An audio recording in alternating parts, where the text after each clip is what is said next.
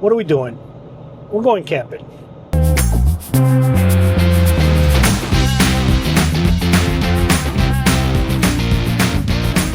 Gus gave me a call yesterday and said, hey man, my wife's got plans with the girlfriends this weekend and I gotta get out of the house. Let's go camping in Bear Island. I was like, let's do it. We're driving cars on a Mars tonight. We're blasting off to the stars tonight. We wanna go, go. We wanna go, go.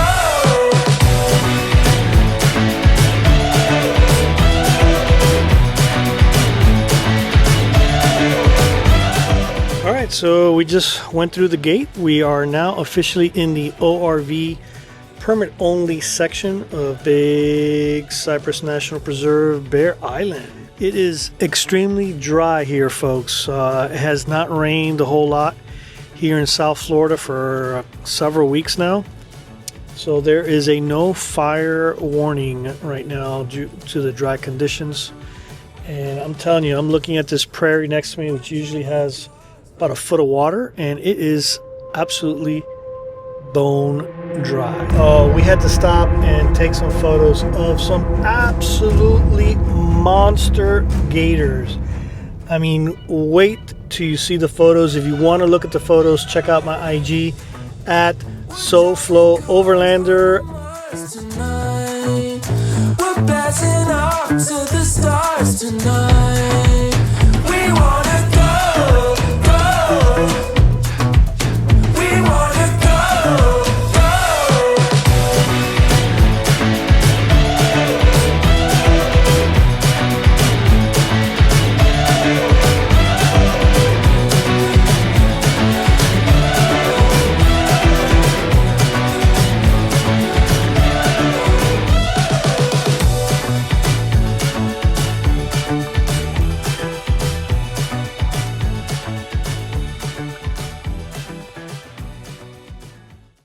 So we're here at camp.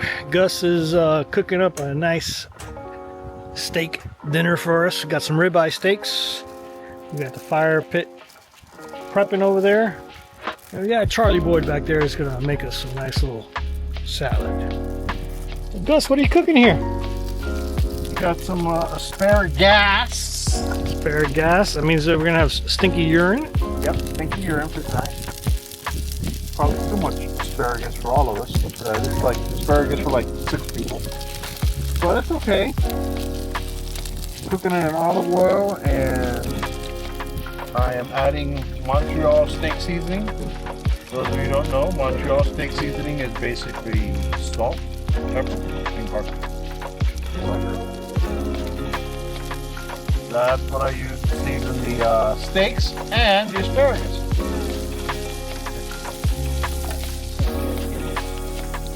Yeah, we got Charlie Boyd here, the salad expert. That's what happens when you get old and fat.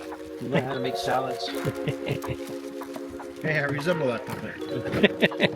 What, the old or fat? Me too. Both. I got both. Yeah.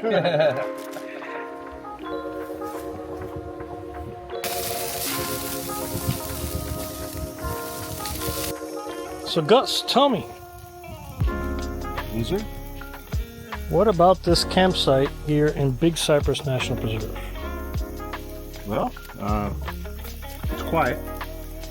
It's right now it's turkey season here in Florida, so there are some hunters about, but not a whole lot of people out here. There are a couple of camps set up, but not as many as I thought there would be. And we have a nice companion, a little swamp puppy keeping us company. Well, that was me. Oh yeah. But yeah, so far it's been a great night. Look how clear it is. It feels like it's cooling down more than I thought it was going to. As soon as I get away from this fire, I'm sure I'll cool down. But yeah. So all right, I'll be here.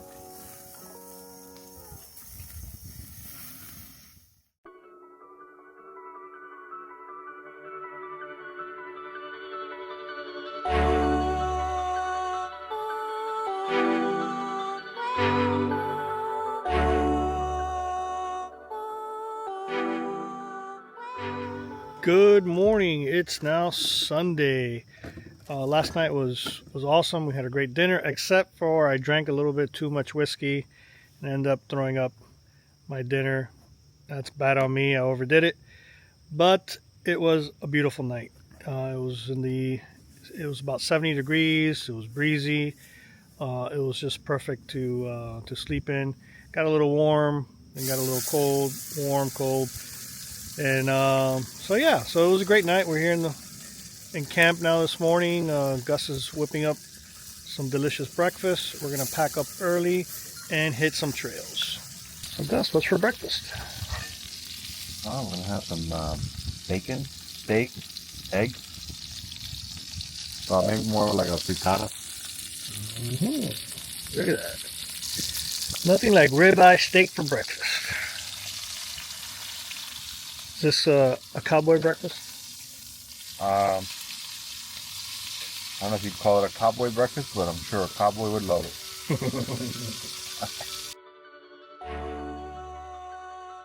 Here's coffee sacrilegion. No. Every cowboy movie ends with a cowboy dumping the coffee pot into what's left of the fire to make sure that it's out.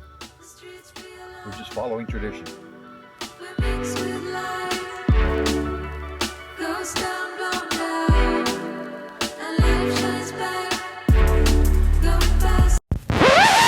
But I can't stress it enough. Do not feed alligators, no matter how tempting it could be. Do not feed them. So what happens is they lose their fear of humans, and then they start approaching people, and that's how people get hurt. Plus, at the end, they'll end up euthanizing what they consider a nuisance gator who has lost its fear of humans. So, I know it's tempting. They're cute. They're giving you those puppy eyes or those gator eyes, but don't feed the alligators.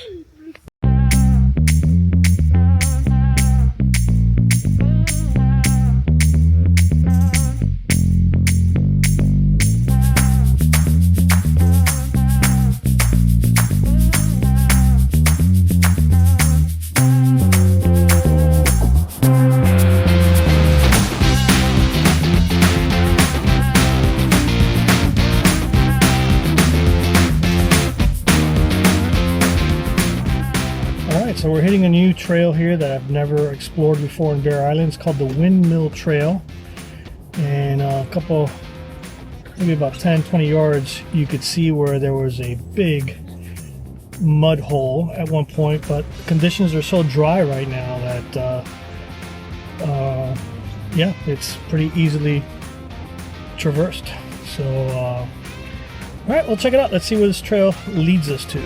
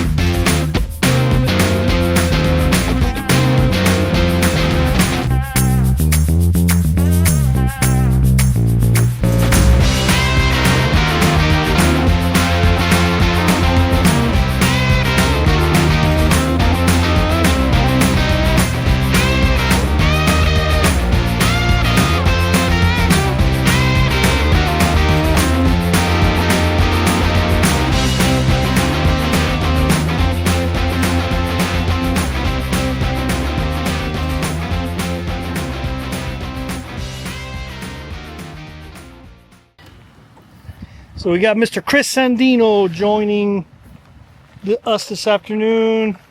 He had to go get his ORV permit. So he just got here now. We're gonna grab a quick bite to eat. and then we'll hit another trail. So Gus, tell me, what'd you think of the little ride we just did this morning? It was fun, man. Anytime I get to come out, hang out with you guys, and go off road and be in nature, I'm happy. I'm a happy puppy. All I want to know is, you want 1 slice or 2 slices of chicken? Maybe I should want 2. Yeah, we'll do 2. Even though I'm still full from that amazing freaking breakfast that Gus made. Ribeye steak, like a Western omelet scramble, toast, buttered up on the skillet. Whew, still thinking about it.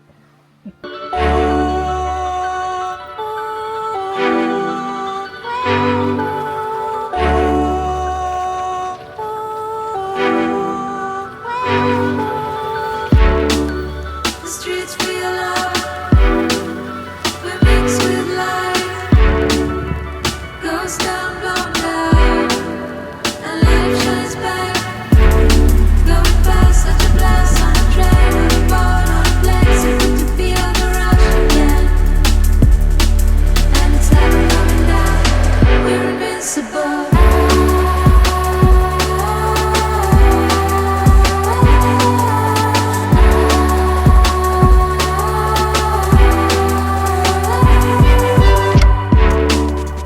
You and my kid, we take a spin down the highway, never let go. So we drive to the shore and we shout, we don't know how it goes, so good to feel the rush again. And it's never coming down, we're invincible.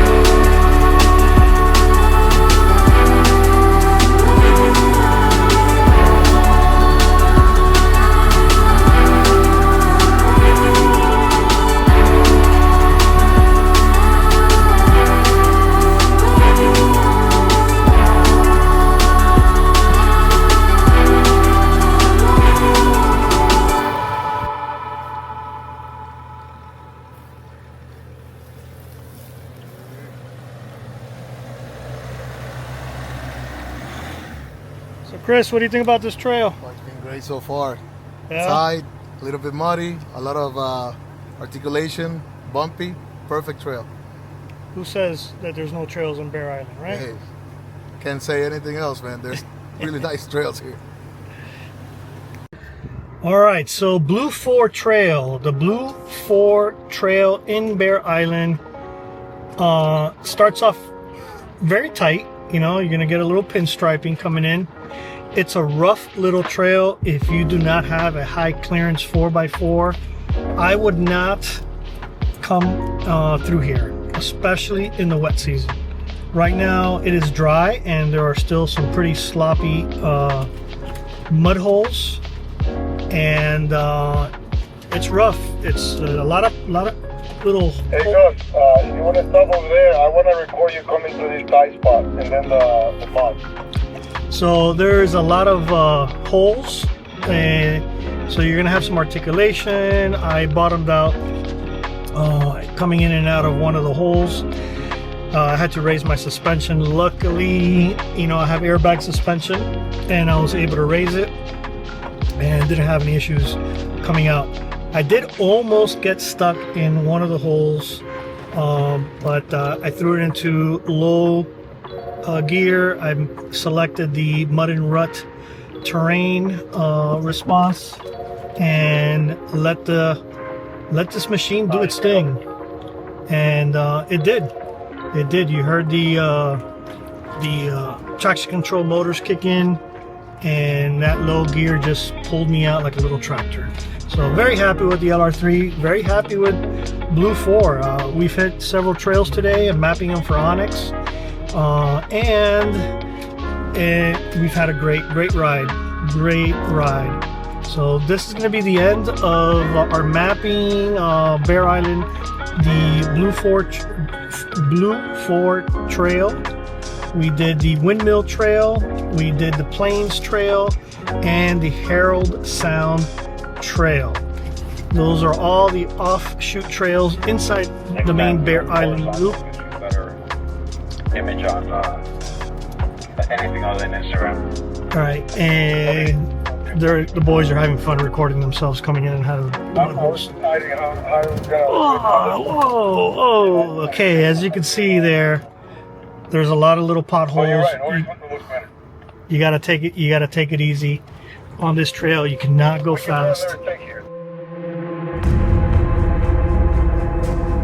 So as we were getting ready to start heading out of Bear Island, Gus got flagged down by a guy in a side-by-side saying that there's a vehicle stuck on Windmill Trail, which is one of the first trails that we mapped this morning. So we're heading back out there. We're going back in. It's about 4 or 5 miles from where we're at, and then we gotta to the trailhead, and then we gotta go in. We don't know how far deep he's in, but apparently it's a truck that's stuck. The side-by-side tried to get him out and they couldn't.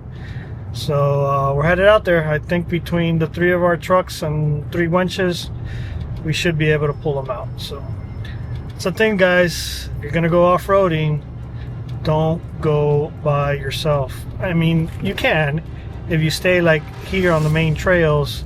They're hard packed, but don't go off onto the tougher trails that have mud and ruts and stuff like that if you're by yourself, and if you don't have the proper recovery gear. So so yeah. All right, stay tuned. Let's see what happens.